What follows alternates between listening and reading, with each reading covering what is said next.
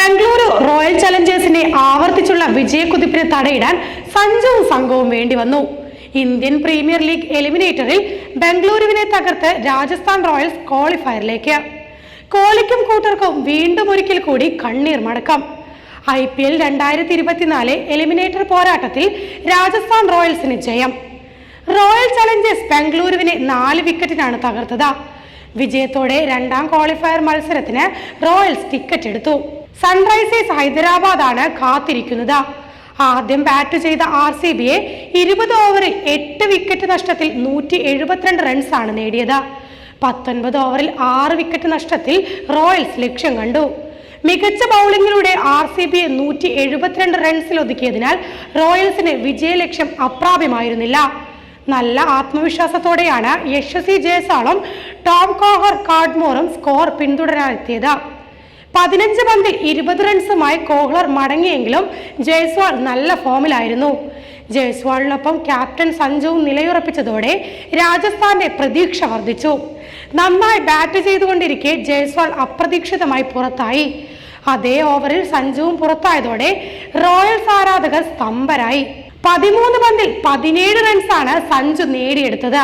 റിയാൻ പരാഗാണ് പിന്നീട് രക്ഷാദൗത്യം ഏറ്റെടുത്തത്. വെടിക്കെട്ട് ബാറ്റർ ഷിംറോൺ ഹെറ്റ്മെയറും ക്രീസിലെത്തിയതോടെ റൺ റേറ്റ് ഉയർന്നു. പരാഗ് 26 പന്തിൽ 36 റൺസും ഹിറ്റ്മെയർ 14 പന്തിൽ 26 റൺസും പവൽ 8 പന്തിൽ 16 റൺസും നേടിയതോടെ റോയൽസ് വിജയ തീരുമാനിച്ചു. നേരത്തെ ടോസ് നേടിയ രാജസ്ഥാൻ നായകൻ സഞ്ജു സാംസൺ ബൗളിംഗ് തെരഞ്ഞെടുക്കുകയായിരുന്നു. RCBക്കായി വിരാട് കോഹ്ലിയും ക്യാപ്റ്റൻ ഫാഫ് ഡു പ്ലെസിസും ഇന്നിംഗ്സ് ഓപ്പൺ ചെയ്തു. പതിവ് ഫോമിലേക്ക് ഉയരാൻ ഡുപ്ലസിക്ക് കഴിഞ്ഞില്ല. 4.4 ഓവറിൽ സ്കോർ 37 എത്തി നിൽക്കെ ഡുപ്ലസിസിനെ ട്രെന്റ് ബോൾട്ട് റോമാൻ പവലിന് സമ്മാനിച്ചു.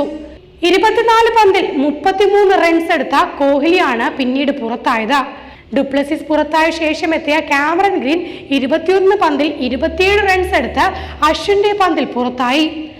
തൊട്ടടുത്ത പന്തിൽ അശ്വിൻ ഗ്ലെൻമാർക്ക് സെവലിനെ ഗോൾഡൻ ഡക്കാക്കി. 12.4 ഓവറിൽ 4-ന് 97 എന്ന നിലയിലായ RCBയെ രജത് പട്ടീദർ മുന്നോട്ട് നയിച്ചു.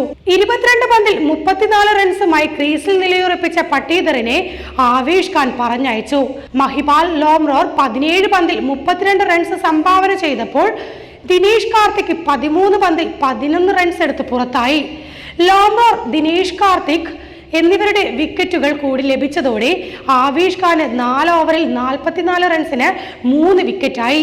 4 ഓവറിൽ ട്രെന്റ് ബോൾട്ട് നൽകിയത് വെറും 16 റൺസാണ്. 1 വിക്കറ്റും വീഴ്ത്തി. അശ്വിൻ 4 ഓവറിൽ 19 റൺസിന് 2 വിക്കറ്റ് വീഴ്ത്തി. ലീഗ് ഘട്ടത്തിൽ ഇക്കുറി 1 സെഞ്ചുറിയും അർദ്ധ സെഞ്ചുറിയും നേടിയിരുന്നുവെങ്കിലും രാജസ്ഥാൻ റോയൽസ് പ്രതീക്ഷിച്ച മികവിലേക്ക് ഉയരാൻ യുവ ഓപ്പണറായ യശസ്വി ജയ്സ്വാളിന് കഴിഞ്ഞിരുന്നില്ല. എന്നാൽ എലിമിനേറ്ററിൽ ടീമിന് ആവശ്യമായ സമയത്ത് മികച്ചൊരു ഇന്നിംഗ്സുമായി യശസ്വി തകർത്തു.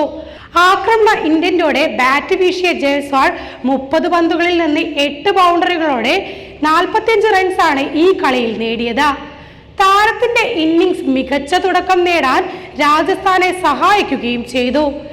എലിമിനേറ്റർ ജയിച്ച ക്വാളിഫയർ 2ലേക്ക് എത്തുന്ന രാജസ്ഥാൻ റോയൽസിനെ അവിടെ കാത്തിരിക്കുന്നത് കരുത്തരായ സൺറൈസേഴ്സ് ഹൈദരാബാദാണ്. ആദ്യ ക്വാളിഫയറിൽ കൊൽക്കത്ത നൈറ്റ് റൈഡേഴ്സിനോട് പരാജയപ്പെട്ടാണ് ഹൈദരാബാദ് രണ്ടാം ക്വാളിഫയറിലേക്ക് എത്തിയത്. വെള്ളിയാഴ്ച നടക്കാനിരിക്കുന്ന രണ്ടാം ക്വാളിഫയറിന് ചെന്നൈയാണ് വേദിയാകുന്നത്.